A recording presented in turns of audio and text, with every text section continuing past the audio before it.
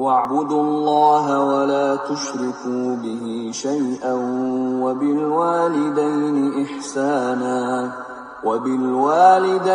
إحسانا وبذي القربى واليتامى والمساكين والجار ذي القربى والجار الجنب والصاحب بالجنب وابن السبيل وما ملكت أيمانكم إن الله لا يحب من كان مختالا فخورا.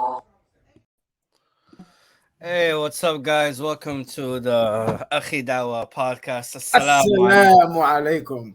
Wa rahmatullahi wa barakatuh. You know what's up out here, man. We say salam.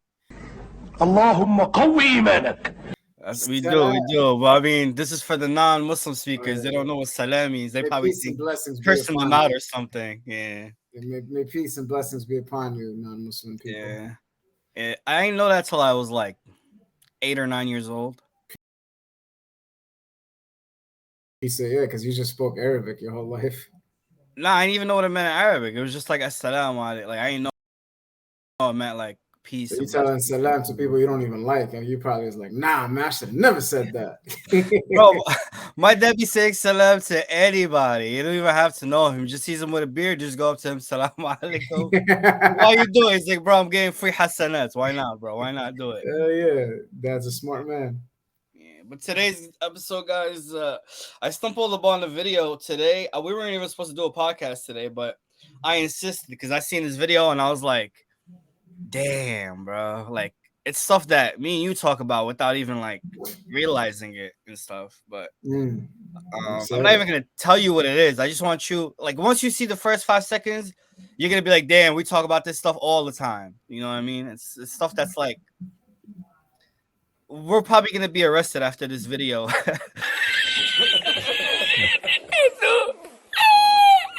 It's published on YouTube, but I mean, I don't care, bro. That's it. At this point, bro, we gotta talk about it. Let's do it. Let's do it, bro. Let's play it. Oh my God, I heard he knows this one. I seen the part. إن بين يدي الساعة كقطع من الليل. You said you already seen this before? I just seen that main title part, the lady Imam leads Salah. I seen that. Yeah, bro. It's like, all right, let's watch. Let's watch it though, yeah, because we never talked about it. Yeah, you know this brother Assad? No, I love his. I used to work with a brother Assad, but I don't think they're the same, brother. They don't sound like the same, brother. They don't. It could be his dad. You never know, bro. Let's see. الليل المظلم. Before the end of time, you will see this prevailing sign. I love this guy, bro. There will be afflictions. You know him, right? His voice is just his voice. I love this guy. I love him. Yeah. I mean, bro, when I heard of these ahadith when I was young, I was like, ain't no way this is gonna happen in my lifetime and in our lifetime. It's like, I didn't think, to be honest, it's crazy. I always thought like the day judgment would happen maybe when we was like, sometimes I thought like it would happen when we was younger. Like I didn't even think I would have kids and all that. Like, because like even when you were younger, like the older people used to be like, day judgment is soon. You don't even know. Look at the towers. Yeah, in the Middle East. But for real, me, I always like when I was like 12, 13, I was like, bro, it's gonna happen in like millions of years, bro. It's not happening anytime soon, all this stuff. And then it just happens, and now we're here. Yeah, I never thought it would be millions. Afflictions, trials, tests of hardship. Afflictions that are like smoke filling the air, darkness with dark clouds above you, and it will weaken the heart of a person just like his body weakens. In the morning, he is a believer, and by the evening, he becomes a disbeliever. Bro, this is me the last, like before COVID, this was me. Wake up, super religious, pray fajr. I'm going to be on my dunya. I'm going to be on my akhirah flow. You know what I mean? And then it comes like Asr, Maghrib time, and it's like, I'm going to go hang out with the homies, or I'm going to go hang out with the shorties. نعم. إنها المخدرات. And then you get in that crowd, and Shaitan is just like mad happy in the background, like, yes, I got him! I got him!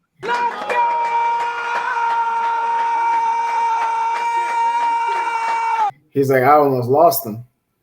Yeah, that ass. And it's just like it was a repeated cycle. And you know what sucks is like growing up here, you're just like, no, when I grow up, I'll do. And I'm like 40 and I get married and I have kids, I'll do Hajj and I'll make Toba. And then you just see your friends dying at a young age, you know, drug overdoses or driving recklessly on the highway. And it's like, bro, I could have been in that car or I could have taken that drug. You know, what was I going to tell God? Like, oh, I thought I was going to change when I grew up. Bro, for me, I started, you know what's crazy? I swear, bro, not even like a Kobe fan or nothing. But when he died, I swear that hit me. Well, two people died. You know one of them. Well, you know both of them. So Kobe was one. I was just like, wow, bro, truly nobody's untouchable. You know, because he's young, helicopter, and his daughter went with him. This dude always flies. You know, always flies. Yeah. It's not like he's the first time flying. And bro, remember some kid? He was my age. We used to hang out. His name is Hamza Mansour. Yeah, he died in Texas. Yeah, so like that same weekend, his sister texted me, and she's like, "I just want to let you know that my brother died. He got shot up." Da da da. And I'm just like, "Wow, bro." Well, you know what's sad about that? He used to be a Hafiz. He was such a good kid. Yeah, but I'm just saying though, like, bro, to me it was just like, wow, bro, back to back, you know. And then you're just like, this is a sign. Man. So then I think from there, Allah forgive him, inshallah, guide him. Amen. Allah yarhamu. أذكروا أدماتكم بخير. You know what I'm saying? That's a fact. And he taught me some, you know, knowledgeable things when I was younger. I used to see him at the 21st Street Masjid. Yeah, because he lived right by there. Yes, sir. All right, let's see what's going on. And in the evening, he is a believer, and by the morning, he is a disbeliever. So much fitan, confusion, deception, lies. A person in the evening is a believer. By the morning, they went on the internet and it confused everything about their religion to the point where they become atheists. This hits so hard because you could literally go on Google and you'll get so much misinformation.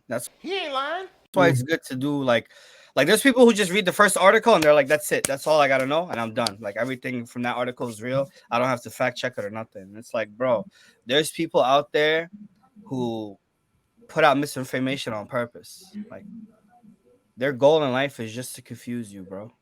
Bro, that's a fact. Scary, but that's a fact. If your iman is weak, you're gonna fall for stuff like that. That's true. It's true.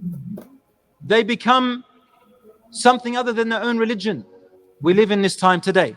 How many times I get this question now from young people? I never used to get a few years back. How do I know if my religion is the correct one?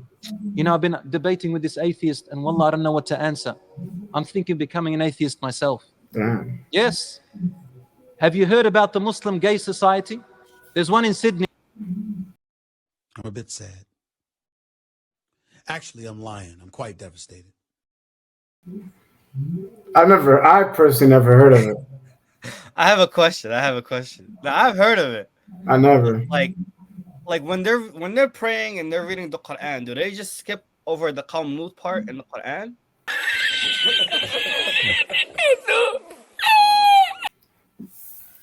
Bro, some people they like you said, the misinformation so much that like this one. So who was it?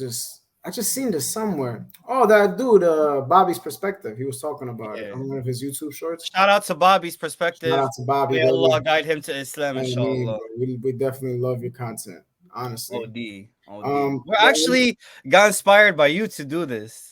For real. So if you ever want to hop on the show or whatever, feel free. Just does he have an email he can reach us out at? I don't know, but we have no funds to bring you on. We can do some good deeds though if you want. We're gonna give you an IOU.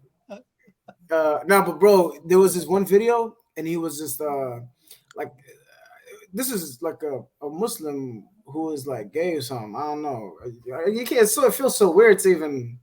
Whatever, bro. It's so an oxymoron. It doesn't. Yeah, and they were like a tall, short person. It doesn't make sense. This is what they said. They said you're allowed to be that, but you just can't do the Act act. on it.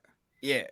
And then Bobby's perspective, he pulled up videos where there's a hadith and also saying like, no, like if that's what you are, like you know, like you're supposed to be killed, things like that, or just abolished from the tribe type stuff.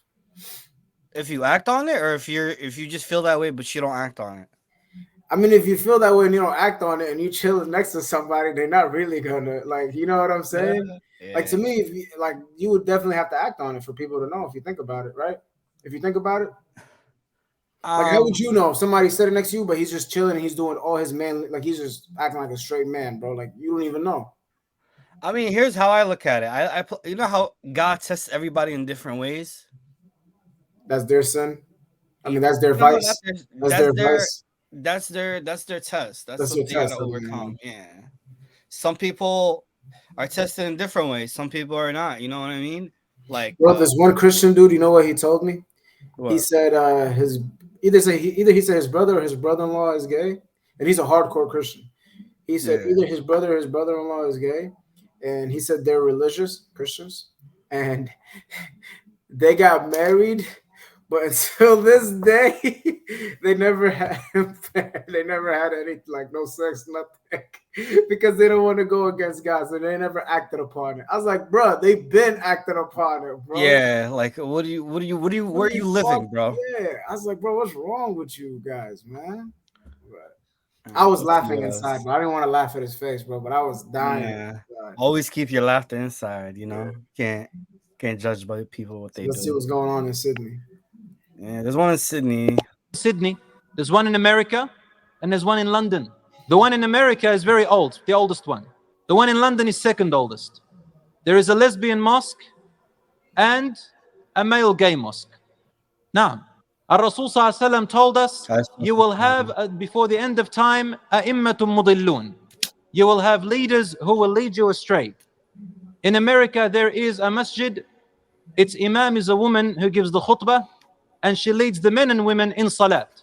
Even a woman makes the adhan, and the men say takbir when they hear her khutbah. Takbir about what, I wonder? Because this is an abomination of what the Prophet ﷺ taught us. There is equality between man and women. Rasul ﷺ, the Quran already made it. Allahu Akbar. But in an appropriate manner. A way that shows you self-respect, teaches you self-respect. Brothers and sisters in Islam, Rasul ﷺ tells us these people who wake up in the morning believers, and by the end of the night they are disbelievers. He said, يَبِيعُونَ دِينَهُمْ وَأَخْلَاقَهُمْ بِعَرَضٍ مِنَ الدُّنْيَا. The reason is that they sell their character, their morals, and their religion because of a gain of this world. Lust, desire, money, a car, fame, fortune, whatever, you name it. Rasul ﷺ said, a time shall come when a person is given insight in the daytime. So he's very aware. He can tell you so many things about everything of the world. But in the evening, he commits every sin under the sun, takes bribes, become dishonest, etc., etc., etc. People. This hits hard because, bro, I don't know about you, but like before I started praying and all that, like anytime stuff was about to hit the fan, like I'm on an airplane and it's shaking. You're like, I'm gonna be the best Muslim when this plane lands, or you go to a Ganaza, you see somebody dead, like you become so inspired to be the best Muslim there is. But like literally at the end of that day, you go back to your old life. It's like whatever happened before never happened. I think it's in the Quran talking something about like that, like the people that make promises, like those are the ones that anger the God the most. Like, you know, when you make those promises and you don't abide by them, like, God, if you give me this much, I'll fast and do this. Yeah, when the time comes, it's like deuces. I mean, it's bad to do that with people, let alone to do it with God, man. God, yeah, it's like He gave you what you wanted, and now you're like, you know what it is? I think a lot of people just be, you know, like when you starving, bro. When you starving, you be like, bro, you know, if I eat good, this, I'm gonna do that, and then as soon as you eat, you be like, I'm full now. Yeah, I'm good. I'm good on that. People are very good in front of people, but when you are alone in secret, they break every sin under the sun, as though Allah is not watching them. This is hypocrisy, and we live in a world of hypocrisy. Brothers and sisters, I want to ask you a question. Think about this. If you take the whole world, it is made up of people. Take away the disbelievers if you don't want them there, and count the Muslims alone, for example. Then the Muslims are made up of nations. These nations are made up of states. These states are made up of communities. The communities are made up of families, and the families are made up of units of families. Each unit of family is made up of members. Unit members, one, a son, a daughter, sons, daughters, father, mother. When this individual and the next individual and the third individual and all these one individuals become hypocrites and corrupt their state, what happens? The whole community is automatically corrupt. The whole state is already automatically corrupt. Then the nation, and then the world. More than 1 billion Muslims in the world. And look at our state. Look at our state. What were the images we saw? What Rasul sallallahu alayhi wa sallam tells detrimental hadith, wallah. He said, لا خير فيكم إذا فسد أهل الشام. There is no good in you, O Muslims, when the day comes that the people of Sham are corrupt. Their state is corrupt. They're neglected. Their state is destruction. Bro, the Sham, like this is describing a Sham right now, like Iraq and Syria. Yeah. Demolished. No Arab countries helping. Palestine, nobody been helping. Right. It's all these. It's like the hadith that says the people that are trustworthy are not gonna be trusted in the akhirah. I mean, in, like the end times, and then the people who are not trustworthy are gonna be trusted. Like this is giving me big Mohammed bin Salman vibes. You know what I mean? Mm. That guy's ruining Saudi Arabia, man. There's no good in you. As though saying, Sham is the heart of you. And if its people are not looked after anymore, what is wrong with the ummah of the Muslims of the world? Something is terribly, terribly wrong. We can blame the leaders. And Rasul ﷺ did say that there will come a time when you will have leaders who are in the form of dictatorship, and they are unjust, and they will lead you in tyranny. And he also said, when the time comes, when the amana, the trust is given to the person who cannot hold it, and the person who is a liar is believed, and the person who is trustworthy is said to be a liar. Yes, it's going to come. But what about you and me, who are not leaders? We have a responsibility first for yourself. Are you fulfilling that responsibility by being a person obedient to Allah subhanahu wa ta'ala, a person fulfilling your character, a person fulfilling your deen in the proper manner? Or are you a hypocrite, in the day good, in the night sinful? Damn. Deep. Subhanallah, my father, again, when he passed away. So yeah, that was the video we wanted to show you guys. I thought you was gonna show that lady. I thought you was gonna show that lady leading the prayer. I seen that. You ever seen that? No. I wouldn't even want to see that, bro. Like this You never whole seen it? feminism movement. I don't know if we're talking about the same video. I seen a video a few years ago. Yeah. I don't know how old it is, but I recently seen it. This is all like I feel like the feminist movement is responsible for this because the feminist movement is not what it used to stand for. Now it's about all this crazy like I don't know, bro. I'm just like everybody should know their role. Like I'm the hunter. Roll. You're the gatherer. There's no society like they should have just a country for females and test that out. Bro. Like we're not doing what state is empty right now? Like North Dakota, Montana. Let's just kick out all the males, put all these feminists over there, and see how it works out. Yeah, you're just saying just the feminists, not females, just the feminists. No.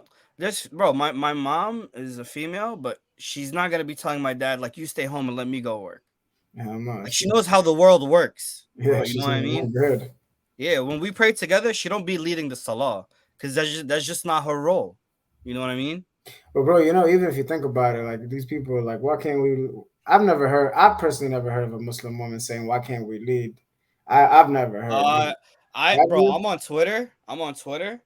You would be surprised at a lot like girls wearing hijab. Some of the things they say, I'm shocked, bro. I'm really shocked because they definitely said it best, social bro. media, huh? That said it best.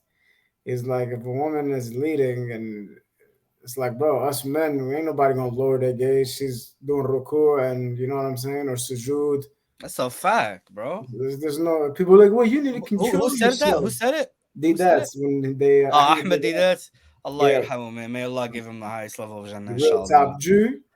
I feel like he has influenced our Muslim scholars today, the ones that we follow, like they The were debaters, inspired for by sure. him.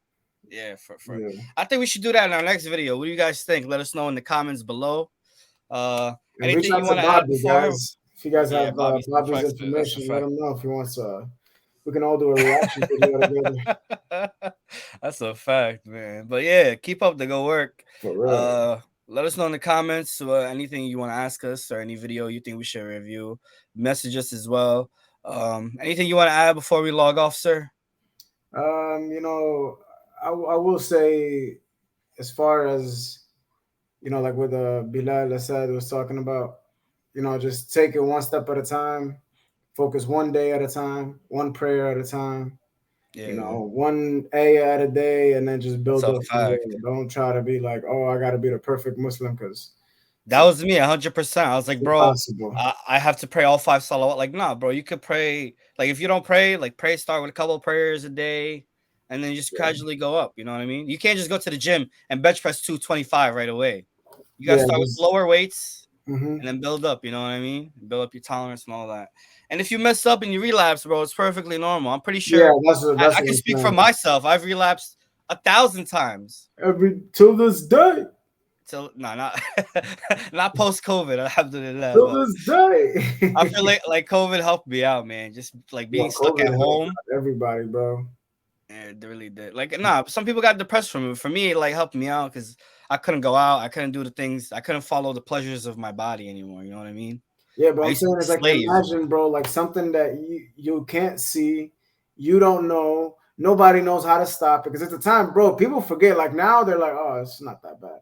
But bro, when COVID first, bro, I was sick, bro. What I'm saying is, bro, in this prime, like when it first came out, everybody was shook. Because bro, you said prime like it has a basketball career. Like, bro, it had a lifetime. Like to me, it died out. For me personally, in like around June, like May, June, when I started to because we went back to work. Yeah. And bro, people were still coming to buy cars, things was moving, money was flowing, stimulus, all that. I was like, bro, this is something is off, bro. Like, why? And then at the time they had the Black Lives Matter protest. I was like, wait, hold on, they kept us in our house, but we're allowed to go out for protests. Yeah, oh man, I don't know. But yeah, so by then it died. But bro, in the beginning when they shut down the NBA, Disney, woo, was I scared, bro. I was like, this is the end of the world, bro. I was like, this is like this is the beginning of it. Apocalypse is coming. Yeah. Especially in the news, bro, in New York, freaking bodies piling, and they're showing like all these that, bro. Some people say it's fake, some people say it's not. All I know is Islam is real, and that's the only thing that matters. Inshallah. We will see you guys on the next episode, inshallah. And stay safe, follow your prayers, respect your parents, be nice to your neighbors, and always ashhadu an la ilaha illallah wa anna Muhammadan rasulullah. Peace out, gang. Peace. Salam.